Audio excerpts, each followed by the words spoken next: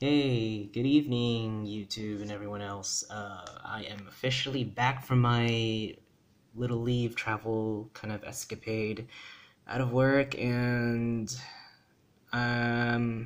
yeah.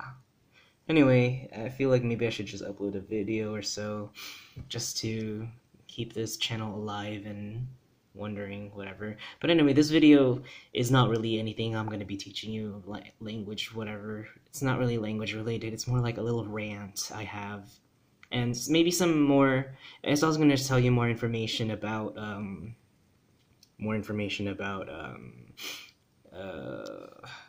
what's this? I can't even think right now. About resources, yeah, language resources. So let's get it on. Anyway, so let's talk about Cebuano, or Sinugbuanon, as the Cebuano language is called in Cebuano, right? Sinugbuanon, right? And if we take this apart, we have the in infix and then the anon affix, right? So we have two affixes, the in and the anon. The root word from this Sinugbuanon is Sugbu, right? Sugbu meaning the city of Cebu, right? Sugbuanon just means somebody. It's a demonym or demonym. Maybe I'm saying this wrong, but whatever. It's that word that a person is from a place, right? So it's a Cebu person. Sinugbuanon is someone from Cebu. And then, I'm sorry, it's Sugbuanon is someone from Cebu. And now you have the in infix making it into a language now, right? So we're speaking or into making this into kind of like a worded kind of language or structure kind of a thing, right? So Sinugbuanon is the language of the Sugbuanon people from Cebu, right? And that's how we get the Cebuano word for it. Anyway, three things I want to talk about. So the first one is the language, all right? The actual language Cebuano. Cebuano is not a dialect, guys. It is not a dialect. It is a language, okay? Let me say that again. It is a language. Cebuano is a language, not a dialect, okay? So Cebuano is a language. Now this language has dialects, okay? Just how English is a language with dialects, right? Tagalog is a language with dialects. Spanish is a language with dialects, and so forth, right? Cebuano is a language with dialects. And we have so many languages spoken in the Philippines, so many, and they deserve their linguistic rights and their respect to be called languages, not a dialect. So we have over, I think, 150, 170 maybe languages spoken in the Philippines, right? Cebuano is just one of those languages, many languages spoken.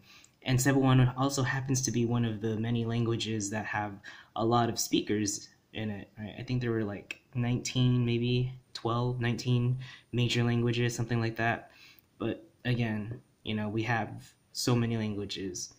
Just keep that in mind. It's not a dialect, because Cebuano dialects would be like the Dabawenyo, Boholano, like the Kana from wherever, the Leitenyo one. There's just so many, okay? But they all speak the same language. Why? Because they can all understand each other. That's why it's called a language. When you hear a different accent or a different usage of some expressions or vocabulary that someone else is talking to you, and you can still understand them even though they have a different accent and use different words sometimes, it now becomes a dialect. However, when you speak to someone else and you can't understand anything they're saying, it becomes a different language now. It becomes a language. Anyway, so that's what Cebuano is. It's a language. The state and the situation, so ang estado ug sitwasyon sa Sinugbuanon, right? The state and situation for the Cebuano language is that it's not an official language in the Philippines. Mind you, the situation right now in the Philippines with the language, as the current constitution states, and this is the constitution from the most recent one, the 1987 constitution, states that the two languages of the Philippines that are official, the two official languages are English and Filipino. And I hear that they're probably changing up this constitution. I don't know. This constitution is over 20 years old. So yeah. The two official languages are English and Filipino, right? With, I think, Arabic and Spanish being promoted voluntary basis, and the other regional languages hold their co-official, I guess, I don't know if it's co-official or not, but they hold some sort of official status within their regions. Cebuano is one of those languages that holds an official status within the region that it's in, and it's used, but it's not an official language in the Philippines. So I think they're trying to lobby this or change this, or trying to add Spanish back, which I hope they add Spanish back as an official language. But Cebuano is one of those regional languages that hold a regional official status-ish. All right. And Filipino is just another one of those weird language situations that I'm not going to get into right now, because there's a lot to talk about, a lot to bash about this Filipino language. And speaking of which, the last one, the KWF, the Komisyon sa Wikang Filipino, or is it the Komisyon sa ng Wikang Filipino? Whatever, I don't even know. It's in the Filipino language, right? Komisyon Wikang Filipino. You need to know. Komisyon Wikang Filipino, KWF. The Komisyon sa Wikang or ng whatever sa Wikang Filipino is or the in English it's just the Commission of the Filipino Language, right? I'll just say it that way. It's much more easier and more nicer. Anyway, that organization is responsible for controlling and regulating the Filipino language. I'm not gonna say much about it, but they're trying to get a hold of, I guess, the Cebuano language, or trying to make it into, I guess, a regulatory status, something like that. But we have other organizations that also regulate kind of the Cebuano language on their own. You know, we have like the Visayan Academy of Letters, we have the Visayan magazine, you have the KWF that try to regulate other languages, and it's really a mess. Right now, the Cebuano language doesn't really have an official, I guess you can say the Visayan Academy of Letters can be kind of the official organization that regulates the Cebuano language, but other than that, you know, it's just, you have these multitude of organizations that can act as regulating bodies. The thing is, if there was never a regulating body for the Cebuano language, then the Cebuano language would completely be evolving and changing. So, which is what the KWF's mission is they want the Filipino language to consistently evolve and change. But at the same time, it's not going to happen because they're the ones regulating that language, so it's weird. Yeah, it's a stupid, really, really stupid thing that Filipinos who invented the Filipino language did. They're really fucking stupid.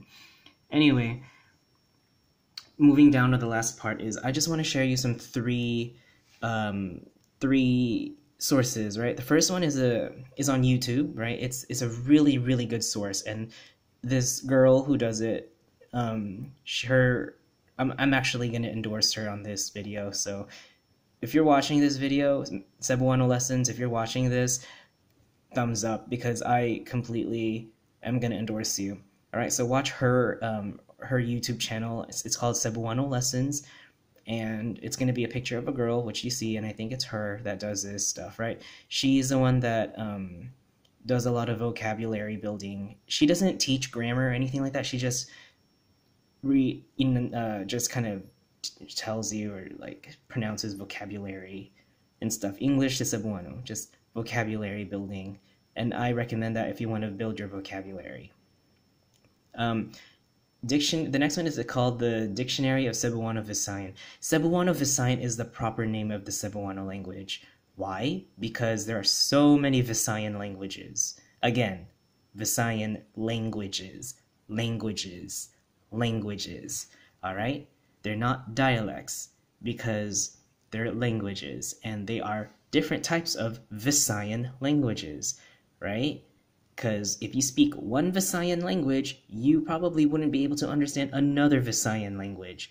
They're called Visayan languages because they all have similarity and roots in the Visayan language tree branch of the Philippine language family. Okay? So, Cebuano Visayan is one of them, right?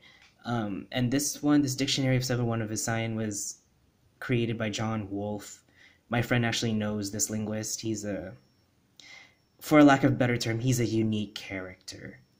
So John Wolfe, he's the author of that dictionary of Cebuano Visayan, which is actually pretty decent and it's pretty good. And the accompanying app that comes with it is called Cebuano Dictionary for Android. So if you have an Android app, go ahead. This guy, I don't know what his background is, but I think you pronounce it as Yeron. Is it Jaron or Yeron? Whatever. Mr. Hellingman, right? Jaron Hellingman. And this is his email. You can go ahead and contact him for information about stuff like that. But I downloaded this app and I took a look at it. It's pretty good. Right? The only thing is that it's in a 3-vowel system, so yeah. You can still type shit up with a 5-vowel system, but it's in a 3-vowel system. And last but not least is his website. It's called binisayat.com, right? Binisayat.com. Actually, the owner of that site, Lito Go, he's actually also on Facebook too, but he created that site as a spoof, and it's going to be helpful for you. It's like a dual dictionary, and just a lot of people that have a lot of common questions. You know, if you want to go ahead and create an account with that website, I highly recommend you if you're going to be looking for stuff like that. That's pretty much it for this video.